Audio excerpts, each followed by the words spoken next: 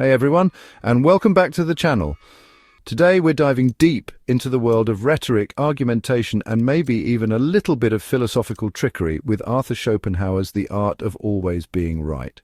Don't worry, this isn't about becoming some kind of argumentative ninja who wins every debate by any means necessary. Instead, we're going to unpack these 18 rhetorical techniques to understand how they can be used and, more importantly, how to spot them when someone is using them against us. Because, let's be real, sometimes people just want to win an argument, even if it means bending the truth a little or a lot.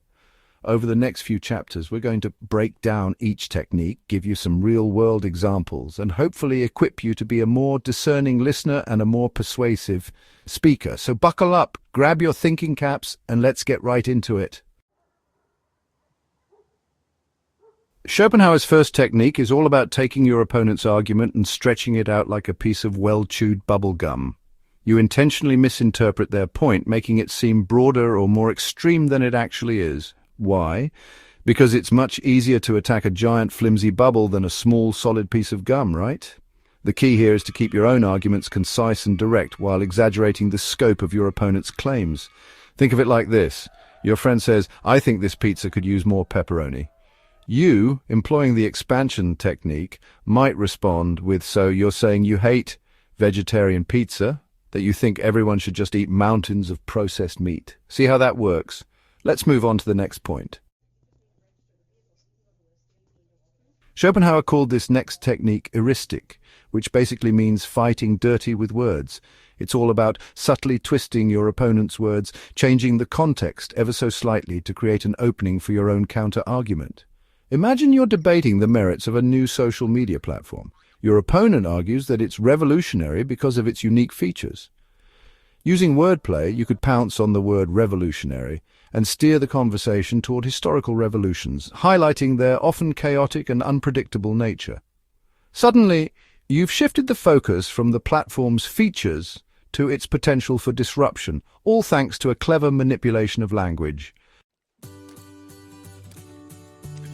This technique is all about taking your opponent's nuanced argument and hitting it with a shrink ray. You boil their points down to overly simplistic generalizations, making them easier to dismiss. It's like taking a complex philosophical treatise and reducing it to a tweet. Sure, you're losing a lot of the nuance and detail, but you're also making it easier to attack. For example, imagine you're debating the ethics of artificial intelligence. Your opponent argues that we need to be cautious about developing AI that surpasses human intelligence. You, using this technique, might counter with, "So you're saying all technology is bad, that we should just go back to living in caves?" By oversimplifying their cautious stance into a fear of all technology, you create a straw man argument that's easier to knock down. Chapter 4. Concealing Intentions. The sneaky premise. This technique is all about playing the long game. Instead of immediately revealing your true argument, you lay down a series of seemingly agreeable premises that lead your opponent into a carefully constructed rhetorical trap. Think of it like building a suspension bridge. You need to make sure the foundations are strong before you start stringing up the cables. You start with statements your opponent can't possibly disagree with, gradually building up to your real argument, which now seems like an inevitable conclusion. For example, you might start by getting your friend to agree that exercising is good for your health. Then you get them to agree that feeling good leads to greater happiness. Finally, you spring your trap. Therefore, everyone should run a marathon. It's a bit manipulative, sure, but it's also surprisingly effective. Chapter 5. False Arguments. Fighting Fire with Fire. This technique is a bit like fighting fire with fire, but instead of fire, it's bad logic. Basically, you intentionally use faulty reasoning or false premises to undermine your opponent's argument.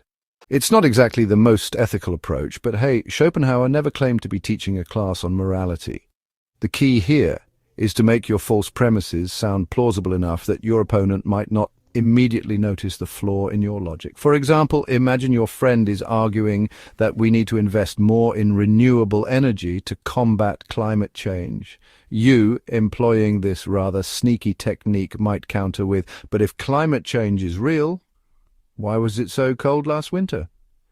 You're using a weather anomaly to refute a long-term trend, which is clearly illogical, but if your friend isn't paying close attention, they might just fall for it. Chapter 6. Begging the question, assumptions everywhere. Begging the question is a classic logical fallacy, and Schopenhauer knew how to use it to his advantage. This technique involves subtly assuming the truth of your conclusion within your premises, creating a circular argument that seems convincing on the surface. It's like saying this band is amazing because they're so popular, and they're popular because they're amazing. It's a self-fulfilling prophecy of logic. Here's another example. Imagine you're debating the existence of ghosts. You might say, ghosts are real because I've felt their presence. See how you're already assuming ghosts are real to prove their existence? It's sneaky, but it can be surprisingly effective. Chapter 7. Gaining support through questioning the interrogative onslaught. This technique is all about using a barrage of questions to overwhelm your opponent and steer the conversation in your favor. You pepper them with so many questions that they become flustered and lose track of their argument, giving you the perfect opportunity to swoop in with your own point. It's a bit like a legal cross-examination where the goal is to confuse and disorient the witness. Imagine you're arguing about the best way to make a cup of tea. Your opponent prefers a specific method, but you bombard them with questions. What kind of water do you use? What temperature? How long do you steep it? Do you add milk before or after the water? By the time they've answered all your questions, they've forgotten what they were originally arguing about, and you've successfully derailed their train of thought. Chapter 8. Provoking the opponent, trolling 19th century style. This technique is about as subtle as a brick to the face. But hey, sometimes you gotta fight dirty to win an argument, right? Schopenhauer argued that if you can successfully provoke your opponent, you can throw them off balance and make it harder for them to think clearly. This could involve insults, sarcasm, or even just interrupting them constantly. The goal is to get under their skin and make them emotional, because, let's face it, emotional people aren't exactly known for their sound reasoning. It's like that friend who loves to poke the bear, metaphorically speaking, of course. They know how to push your buttons and get a rise out of you, and they use that to their advantage in arguments. Chapter 9. Altering the order of questions, disrupting the flow. This technique is all about disrupting the natural flow of your opponent's argument by changing the order of questions or topics. By constantly changing the subject or jumping back and forth between different points, you can create confusion and make it harder for your opponent to follow your line of reasoning. Imagine you're debating the merits of a new book. Instead of addressing your opponent's criticisms directly, you start talking about the author's childhood, the historical context of the novel, or even the quality of the paper it's printed on. It's a classic diversion tactic designed to throw your opponent off balance and give you the upper hand in the conversation. We've all heard the saying, one swallow doesn't make a summer. Well, Schopenhauer's 10th technique throws that wise adage right out the window. This technique is all about taking isolated incidents or anecdotal evidence and using them to support sweeping generalizations. It's like meeting one person from a particular country and assuming everyone from that country must be exactly the same. Imagine you're arguing that all cats are evil geniuses. You point to your neighbor's cat, who likes to push things off shelves and plot world domination from atop the refrigerator. You completely ignore the thousands of other cats who are perfectly content napping and cuddling because, hey, who needs a representative sample size when you've got a point to prove? This technique is all about using vivid imagery and relatable metaphors to make your arguments more persuasive. Schopenhauer understood that humans are emotional creatures and that a well-chosen metaphor can be far more convincing than a dry, logical argument. Think about how politicians use metaphors all the time. They talk about draining the swamp of corruption, building bridges between communities, or fighting for the little guy. These metaphors might not hold up to logical scrutiny, but they evoke strong emotions and create a powerful connection with the audience. Remember, a well-crafted metaphor can be like a Trojan horse, sneaking your argument past your opponent's defenses and into their hearts and minds. Okay, so maybe your argument isn't exactly holding water. Your logic is full of holes, your evidence is flimsy, and your opponent has effectively dismantled every point you've made. But don't despair. Schopenhauer has a technique for you. It's called declaring victory despite losing. And it's the rhetorical equivalent of throwing confetti in the air and pretending you won the race, even though you actually tripped at the starting line. You basically just ignore your opponent's counter-arguments, rephrase your own points as if they were never refuted, and act like the whole thing was a resounding success for your side. It's bold, it's audacious, and surprisingly, it sometimes works. Chapter 13. Turning arguments against the opponent. No, you. This technique is the ultimate form of rhetorical judo. It's about taking your opponent's arguments, flipping them on their head, and using them against them. Imagine your friend accuses you of being too competitive. You might respond with, "Well, at least I'm not afraid of a little healthy competition, unlike some people I know." See how that works? You've taken their criticism and turned it into a subtle dig at their supposed shortcomings. It's a bit like that scene in a kung fu movie where the hero uses the villain's momentum against them. Chapter 14. Generalizing. Instead of discussing details, staying vague. This technique is all about avoiding specifics like the plague.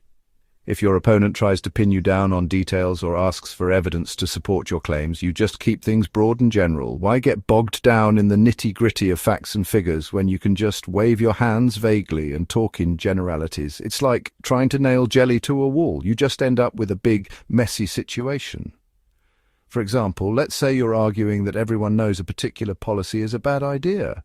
When pressed for evidence, you just say things like, "It's common sense," or "Everyone I know agrees." You're not providing any real proof, but you're also making it harder for your opponent to directly refute your claims. Chapter 15. Openly begging the question, the fallacy counterattack. This technique is a bit like accusing your opponent of stealing your clothes while you're wearing them. It's about calling out your opponent for using a logical fallacy, even if they're not actually doing so. You're essentially using the "I know you are, but what am I?" defense mechanism. It's not exactly the most mature approach, but hey, desperate times call for desperate measures, right? For example, imagine your friend presents a well-reasoned argument supported by evidence. Instead of addressing their points directly, you accuse them of begging the question or using circular reasoning. You're not actually engaging with their argument, but you are creating the impression that they're being illogical. This technique is all about using language to tie your opponent in knots. You bombard them with complex jargon, convoluted sentences, and irrelevant tangents, all with the goal of making their heads spin. It's like trying to have a conversation with someone who speaks a different language, except you both technically speak the same language. It's just that one of you is deliberately trying to be as confusing as possible. This technique is especially effective if your opponent is easily intimidated by intellectual-sounding language. Even if they can't quite follow your train of thought, they might be hesitant to admit they're lost, giving you the upper hand in the conversation. This classic rhetorical technique is all about borrowing credibility from someone more important or knowledgeable than yourself. Instead of presenting evidence or logical arguments, you just drop a famous name or quote an authority figure to bolster your claims. After all, why bother doing your own research when you can just say, "Well, Einstein believed it, and who am I to argue with Einstein?" Of course, the problem with this technique is that it's often used to shut down critical thinking. Just because someone famous said something doesn't automatically make it true. But hey, that didn't stop Schopenhauer from recommending it as a surefire way to win an argument. This technique is the final blow in Schopenhauer's arsenal of rhetorical dirty tricks. It's about combining the techniques of provocation and personal attacks to exploit your opponent's weaknesses and insecurities. Once you've successfully riled them up and thrown them off balance, you go in for the kill, targeting their sensitive spots with laser-like precision. It's not exactly the most ethical approach, but hey, this is about winning arguments, not winning friends, right? Of course, this technique should be used with extreme caution. Attacking someone personally can damage relationships and create lasting resentment. And there you have it, 18 powerful techniques from Schopenhauer's The Art of Always Being Right. Now, before you go out there and try to use these to conquer every argument you ever encounter, let's take a step back for a second. While these techniques can be surprisingly effective, it's important to remember that Schopenhauer's goal wasn't necessarily to promote ethical debate. In fact, he was pretty cynical about human nature and our ability to engage in rational discourse. So use these techniques wisely. Don't be afraid to call out bad arguments when you see them. And remember, sometimes the most important thing is to listen, learn, and find common ground. Thanks for watching, and don't forget to like, share, and subscribe for more insightful content.